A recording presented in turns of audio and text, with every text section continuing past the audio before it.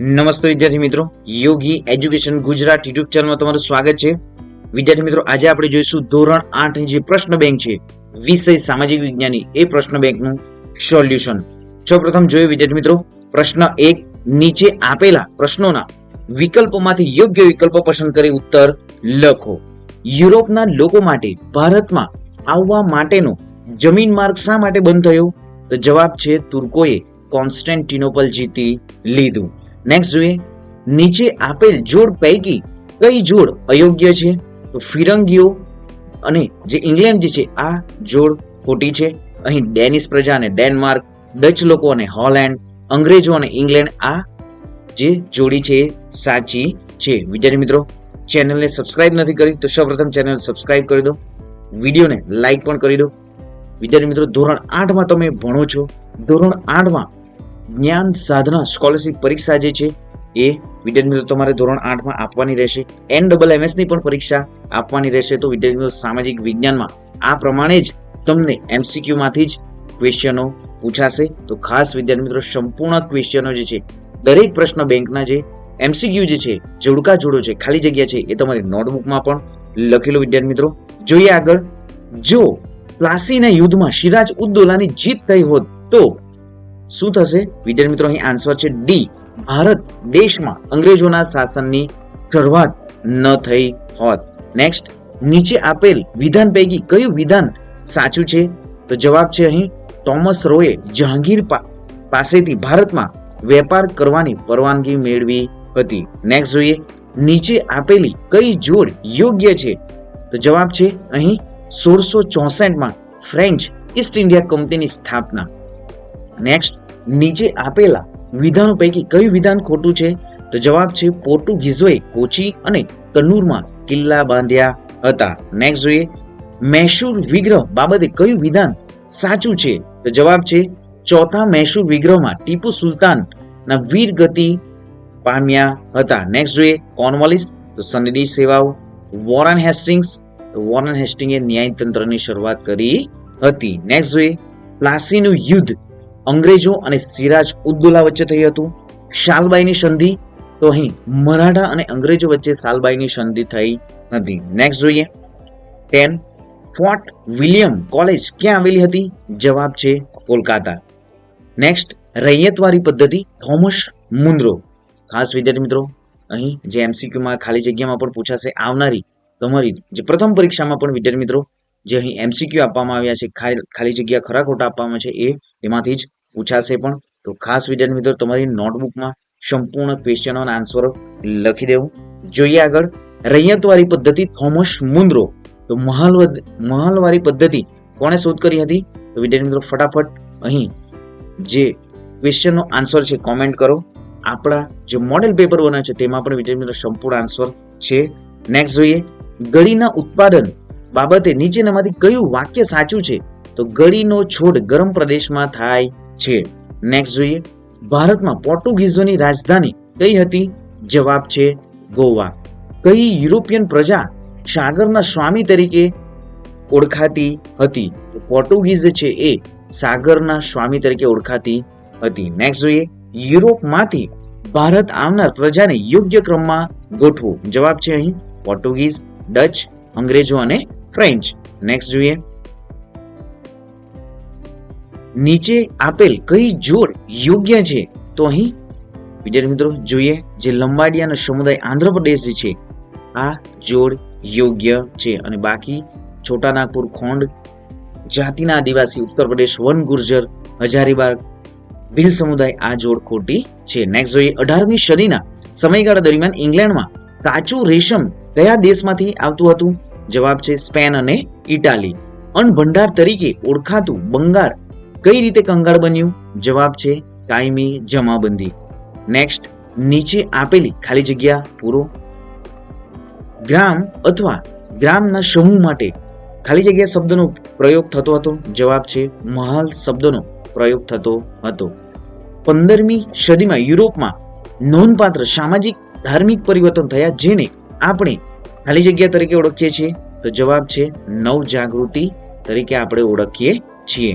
Next જોઈએ, ભારતમાં યુરોપિયનોનું આવવાનું કારણ મરી મસાલા હતું. ફ્રેન્ચોએ ઈસવીસન 1668 સુરત ખાતે પ્રથમ કોઠી સ્થાપી હતી.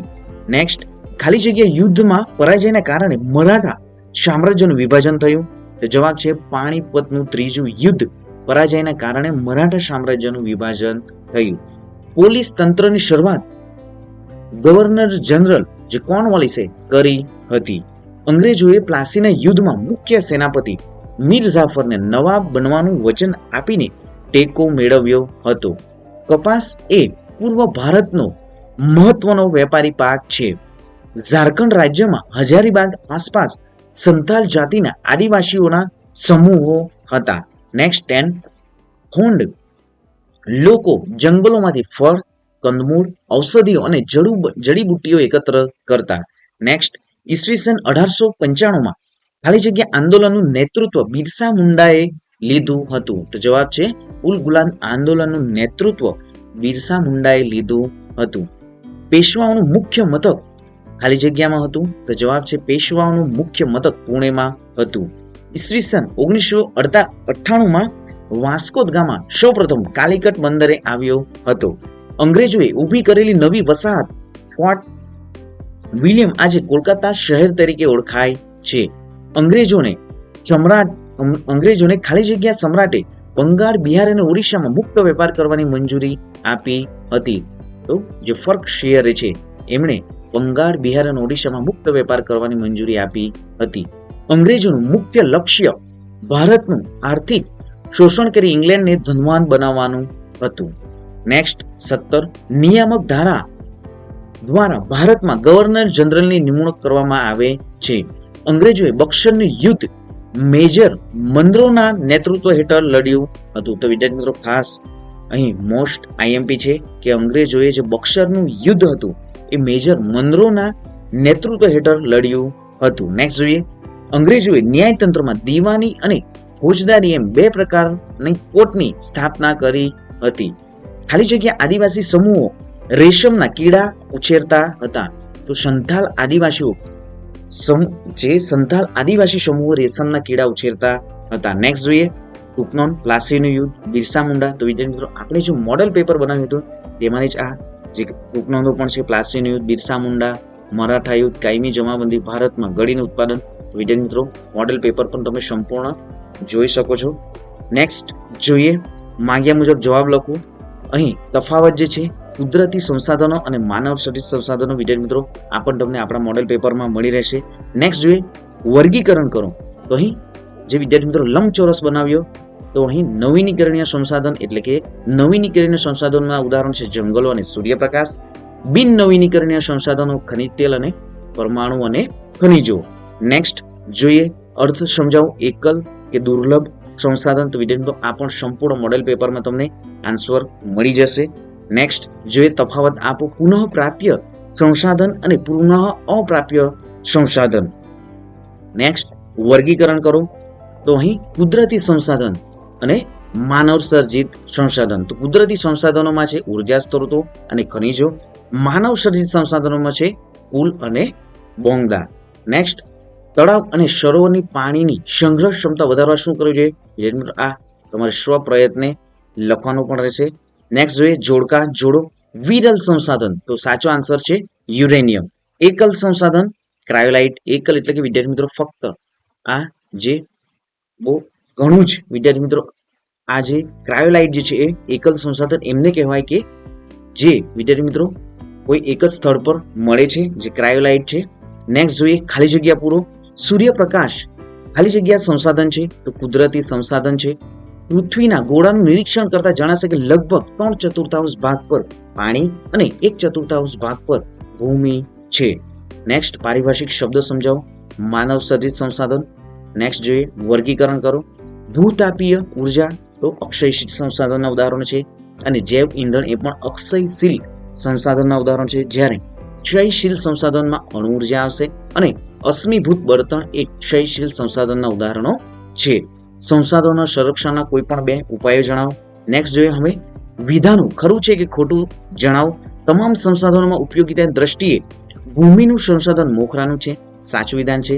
તફાવત સર્વસુલભ સંસાધન, વિરલ સંસાધન મોડેલ પેપરમાં આન્સરો છે વિદ્યાર્થી મિત્રો. નેક્સ્ટ જોઈએ, નીચે આપેલા વિધાનોમાંથી ખોટા શબ્દ છેકીને સાચું વિધાન લખો. રણ પ્રદેશો, ગાઢ વનો અને પર્વતીય ભૂપૃષ્ઠ ધરાવતા ક્ષેત્રોમાં વસ્તીની ગીચતા ઓછી હોય છે. પરિસર તંત્રમાં દરેક નાના મોટા સજીવોની અલગ અલગ ભૂમિકા હોય છે.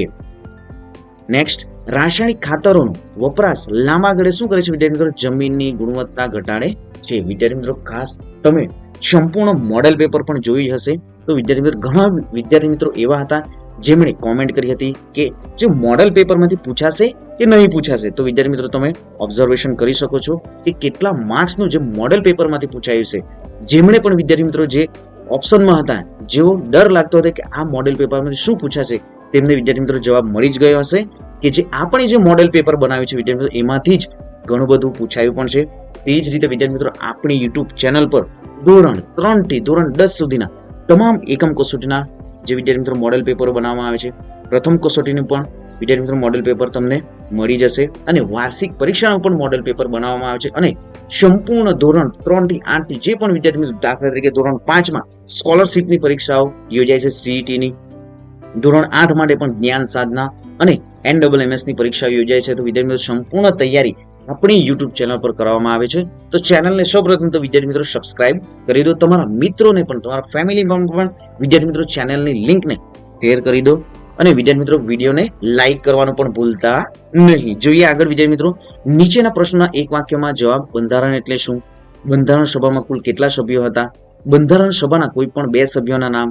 બંધારણ સભાના અધ્યક્ષ કોણ હતા? વિદ્યાર્થી મિત્રો આ સંપૂર્ણ આન્સરો જે છે એ આપણા મોડેલ પેપરમાં આપ્યા છે વિદ્યાર્થી મિત્રો. તો ચેનલને સબસ્ક્રાઇબ કરી દો, વિડીયોને લાઈક પણ કરી દો વિદ્યાર્થી મિત્રો. અને વિદ્યાર્થી મિત્રો આપણી યુટ્યુબ ચેનલ પર વિદ્યાર્થી મિત્રો તમારે આવનારી એકમ કસોટીના પણ વિદ્યાર્થી સંપૂર્ણ વિડીયો જે છે મૂકવામાં આવશે. તો ચેનલને સબસ્ક્રાઇબ પણ કરી દો અને વિડીયોને લાઈક પણ કરી દો. મળીશું નેક્સ્ટ વિડીયોમાં નવી જ્ઞાન, નવી માહિતી સાથે. જય હિન્દ વિદ્યાર્થી મિત્રો, જય જય ગરવી ગુજરાત.